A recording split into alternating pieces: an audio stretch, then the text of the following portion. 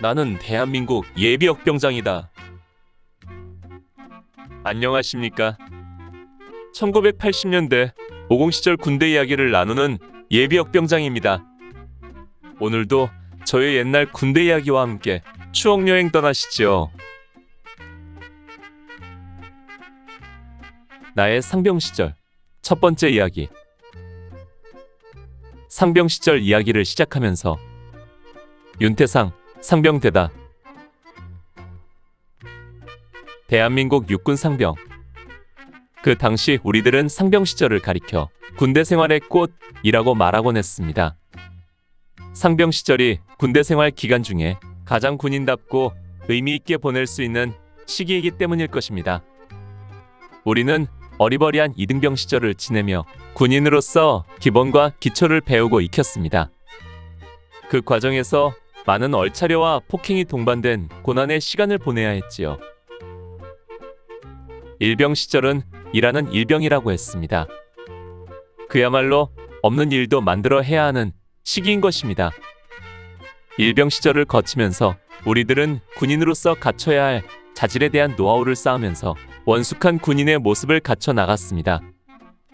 이처럼 이등병과 일병 시절을 거치면서 군인으로서 모습이 완성되었기 때문에 상병이 되면 거의 눈을 감고서도 자기가 해야 할 업무와 그 방법까지 훤히 꿰 수 있는 수준이 되었던 것입니다. 이렇듯 상병이 되면 많은 부분에서 그 위상과 생활 양식이 달라지게 됩니다. 먼저 내무 생활에 있어서 상병은 소대의 중간 고참병으로 솔선수범하며 후임병들을 지도하고 이끌어야 할 위치였습니다. 따라서 상병은 소대 내에서 군기반장 역할을 했고, 그로 인해 후임들에게 가장 무서운 고참들이 바로 상병들이기도 했습니다. 병장들은 직접 나서서 후임병들을 기합 주거나 군기 잡는 경우는 거의 없었습니다. 그저 상병들에게 지나가는 말처럼 슬쩍 언지를 주거나 눈짓만 해도 상병들은 그 의중을 파악하여 일사불란하게 소대 내에 기강을 세워 나가는 것입니다. 그러다 보니 졸병들의 군기를 잡기 위한 집합도 상병들이 주관했고, 후임병들의 구타나 얼차려를 실시하는 주체도 거의가 상병들이었습니다. 그리고 상병이 되면 교육이나 훈련에서도 군인으로서 배우고 익혀야 할 전술전기에 거의 통달하게 됩니다. 교육사단인 우리 노도부대에서 소총중대 보병이 배우고 익혀야 할 과목과 전술전기는 수십 가지가 넘었습니다. 그러한 것들을 1, 2등병 시절을 거치면서 부단한 반복 훈련을 통해 이제는 완벽하게 터득했고, 상병 정도 되면 유사시 한 개 분대 정도는 지휘 통솔할 능력과 자질을 갖추게 되는 것입니다. 따라서 상병이 되면 모든 훈련과 교육에서 후임들의 모범이 되고 솔선수범하며 그들을 가르치고 이끌어야 했습니다. 일병 시절 어느 날 중대장 정신교육 시간에 김철권 중대장은 이런 교육을 한 적이 있었습니다. 한 사람의 제대로 된 군인을 양성하는데 보통 15에서 18개월이 걸린다. 그렇기 때문에 이등병과 일병 시절은 군인이 되어가는 기간이고, 상병부터가 진짜 군인이다. 그렇습니다. 그동안 내가 군인으로 복무한 15개월은 완전한 군인으로 완성되어가는 준비 과정이었고, 이제부터 시작되는 상병 시절부터 진짜 완전한 군인의 길을 가게 되는 것입니다. 이제부터 내 군대 생활의 꽃시절, 상병 시절 이야기를 시작하도록 하겠습니다. 1982년 3월 1일, 나는 상병으로 정식 진급했습니다. 그러나 앞서 일병 시절 이야기에서 말한 것처럼 우리 중대가 격오직 경계 파견으로 연대 병기과에 파견 근무 중이었기 때문에 별도의 진급 신고는 없었습니다. 게다가 나를 비롯한 대부분의 진급자들은 이미 한두 달 전부터 소위 마에가리 계급장을 달고 있었기 때문에 별도로 계급장을 달 일도 없었습니다. 그저 행정적 절차로서의 진급이었습니다.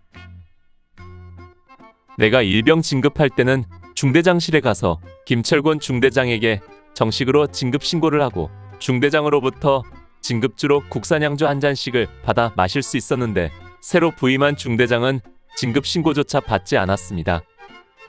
하기야 격오질 파견 나오기 3일 전에 부임한 중대장이니 그럴 정신도 없었을 것입니다. 또한 중대가 뿔뿔이 흩어진 상태에서 진급자들을 중대본부로 모이도록 하는 것도 쉽지 않은 일이었습니다. 비록 별도의 진급 신고는 없었으나 3월 1일부터 변화는 있었습니다. 그동안 소대 내에서 윤일병으로 불렸는데 이날부터는 모두들 윤상병으로 바꿔 부르고 내 자신이 관등성명을 복창할 때 상병 윤태상라고 한다는 것입니다. 상대방에게 윤상병 소리를 듣거나 내가 복창하면서 상병이라고 외칠 때 호칭에서 오는 분위기와 느낌은 전혀 달랐습니다. 졸병의 개념에서 고참의 개념으로 바뀌는 것 같고 움츠러드는 느낌에서 당당해지는 느낌으로 바뀌었다는 것입니다. 그 당시 우리는 계급이 깡패라는 말을 자주 쓰곤 했는데 내가 상병이 되고 보니 계급의 무게감을 확실히 느낄 수 있었던 것입니다. 아무튼 이제는 내 군대 생활 중 가장 힘든 전반전이 끝나고 잘 마무리해 나가는 후반전이 남아있는 것입니다.